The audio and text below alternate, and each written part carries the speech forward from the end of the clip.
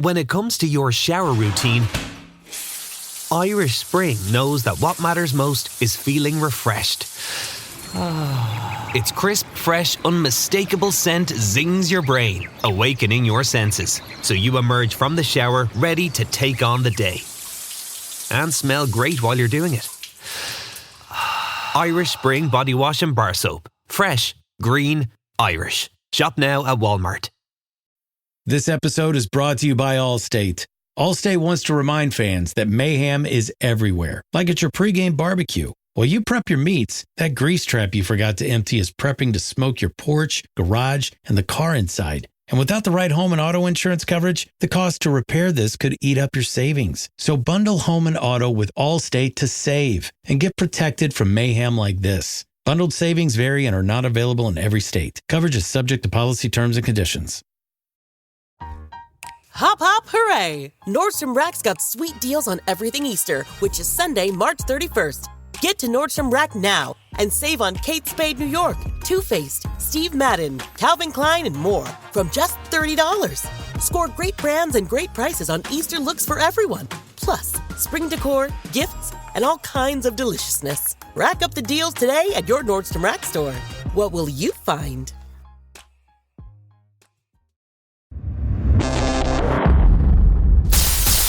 Hi, this is Andrew Staton for the John Fan Journal channel.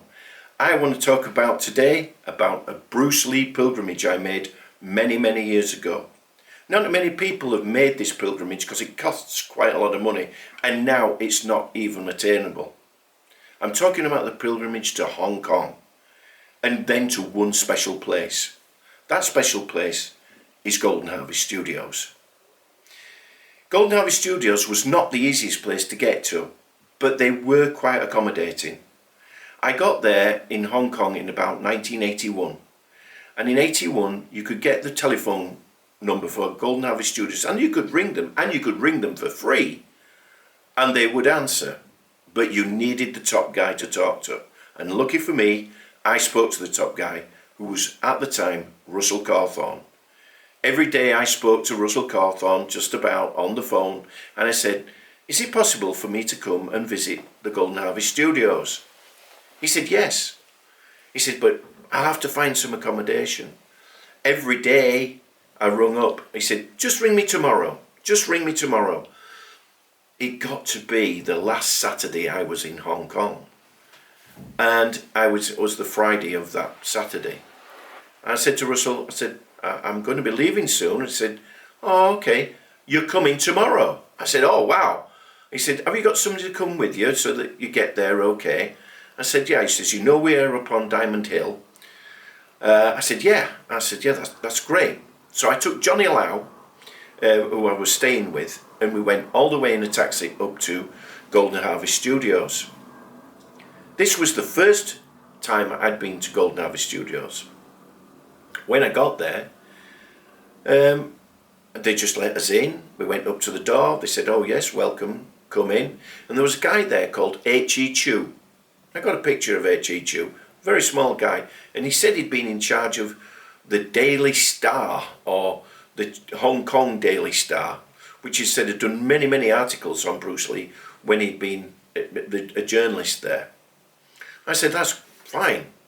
So he started taking me around the whole of the studios. So basically I went up to the studio B1 and B2 where Bruce had filmed in. When I walked in there, it's just a great big dark room. There was nothing in there. They weren't filming anything at the time. But these were the studios where Bruce had made his action movies, Fist of Fury, any of the internal scenes for Way of the Dragon, some of the stuff for Game of Death, but most of the time he'd done other bits and pieces in B1 and B2, the studios. The rest of them I walked around, and it was fascinating basically seeing things that you'd seen in Enter the Dragon that you thought were massively large, and really when you saw them they were just like little shanty towns. I mean, I even saw a small little stream that had actually been so important in Enter the Dragon, where Angela Mouse trying to get away from the guards. And it was tiny. You know, if you looked up, there was houses above it and stuff like that, but they made it look like a shanty town. I went inside all the places. Some of them looked like traditional Chinese alleys, and other things like that. And I went into a room, and you'll all know this one. Great photo of Bruce stood with a load of film cans and an editing room. The editing room was just as you walked in through the gate and to one side. There was the side where all the editing for Bruce Lee movies would be made. And I was quite impressed with what was going on. Though the heat and the humidity meant that the stock must have had to be kept cool somewhere else, because it would have just rotted away. Once you went into a modern sort of like entranceway, the building was quite, I would say, well, modern really. It was not old or anything like that. It looked absolutely just like an office suite. I was then ushered into a small room with H.E. Chu, and he sat down and said, well, really, you've seen all the outsides of the studio. There's not a lot, but what there is, you've got to see it. He then presented me with a Game of Death making of press book, which was basically, I had a photograph of it from Bruce from Game of Death. It was great to see it, and I'd never seen it before. He was quite happy to present it to me, and I was quite thrilled to get it. He then made a strange statement. He said, well, I haven't got any more to show you. Would you like to see a Bruce Lee film? Which I found was kind of a bit strange, because I had seen all the Bruce Lee films, and, you know, okay, it was nice to think that I'd go and watch them. Immediately, because I'd come from Great Britain, there was one thing that the Great Britain people had really suffered from. We'd suffered from the censors. The British Board of Film Censors had hacked away at Bruce Lee's films for years. And even when I was there, they were still hacking away at Bruce Lee films. I immediately flashed into my mind. I said, can I watch a film called Bruce Lee, the Man, the Legend? So he said, oh yes, just hang on a minute, I'll pick up the phone. He picked up the phone, he said, yeah, you can watch it. He said, but sorry, it's only in Mandarin. I says, doesn't matter. I says, I want to see it. I says, it's the film that was made as a tribute to Bruce Lee straight after his death. So he said, oh yeah, that's correct. He said, and I said, it never got a sort of like a big sort of like showing around the world. I said, it just stayed in Hong Kong because I think that Raymond Chow wanted to keep it to make Game of Death and use the footage then. Or he was going to make a better documentary, I think he said.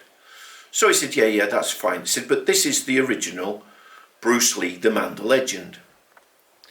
This is where it gets interesting. And this is where it gets emotional.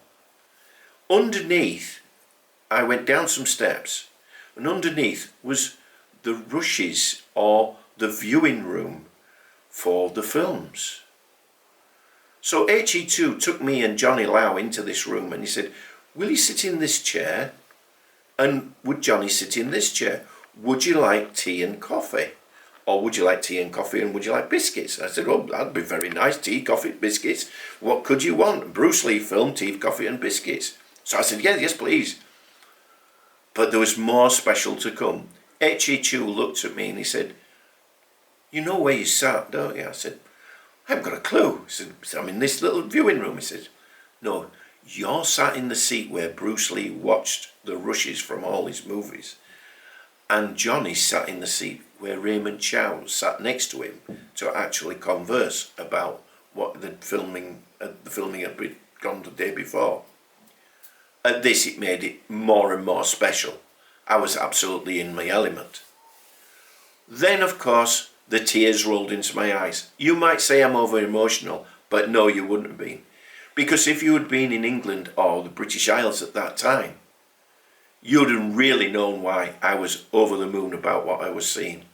Yes, I saw every nunchucker scene. In Bruce Lee, the Man, the Legend, at that time, the one that was the Mandarin version, every scene that had been cut from all the British movies was in this. Every fantastic kick, every time he brought out the nunchuckers, every time you saw something that was really special and being cut by the censors, it was in there. But also, there was one of my instructors in there that, okay, let's put it this way, I've trained under him, I wouldn't say whatever, I've been on his seminars, so I'm not proficient as the instructor or whatever, but he has instructed me at some time, and that's the great Guru Danny Nasanto. I was absolutely riveted out of my seat when I saw the log come out and the guy actually pick it up and try and wave it in front of Danny Nasanto. I thought, this is the log scene. This is the one that I'd seen in Fighting Stars. This is the one that everybody had raved about, which was the prequel to Bruce then coming on with the yellow nunchuck, well, with the whipstick and the yellow nunchuckers. I was absolutely riveted and was crying with emotion because I thought this film needed to be seen by all the British people. Johnny looked at me and said, "What's the matter?" I said, if only all these scenes could be seen by British people, they would love it. In the 2000s, thanks to Hong Kong Legends, all those scenes were put back in, but sadly, the log scene has still not turned up. But maybe one day it will, and then you'll know why, and it's put together properly, how that is going to bring everything together. Hopefully those rushes that were actually sat there with Bruce and Raymond Chow, the game of death rushes, will come through, and maybe that will be something special for all fans to enjoy. I hope that would be something that you'd all like to see. It's not Bruce Lee, it is Danny Nasanto, but it's really special, and it was special to me. The day wrapped up and we left, and it was a rainy day. Don't tell me how I knew that, but it was an absolute rainy day. After that, we went back. I was absolutely enthralled, and like anybody who'd been to Golden Harvest Studios, the buzz that you'd actually been to the studios where Bruce had worked was amazing. But that wasn't the end of it. Many years later I returned and again did a visit, this time with Jude Poyer, a stuntman extraordinaire who'd been in quite a few of Golden Harvest movies and others, and been an excellent stuntman, along with Mike Lambert, who is now absolutely in the epitome of one of the top guys directing martial arts action in Star Wars movies, and I'm so proud of Mike Lambert. But the situation, Jude was with me, and as we were waiting to interview Russell Cawthorne, as I had not met Russell Cawthorne the first time round, this was a special time. And literally, this time I did get to meet Russell Cawthorne. The Golden Harvest Studios was still the same.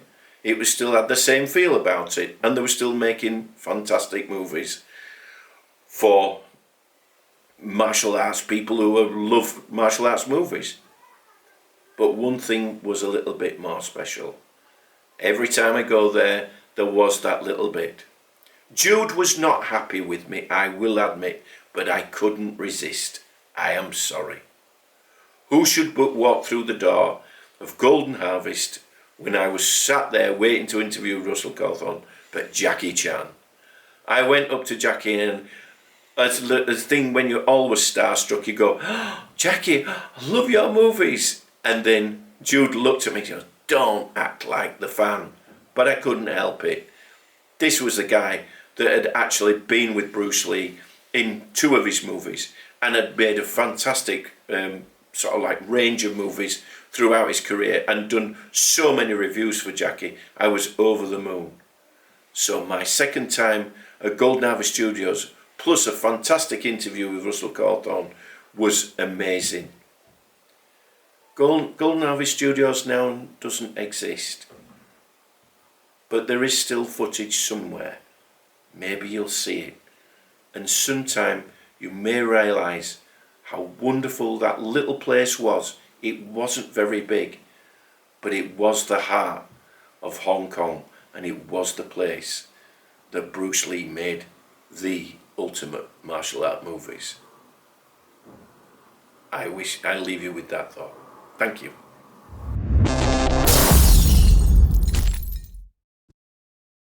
Sports Social Podcast Network.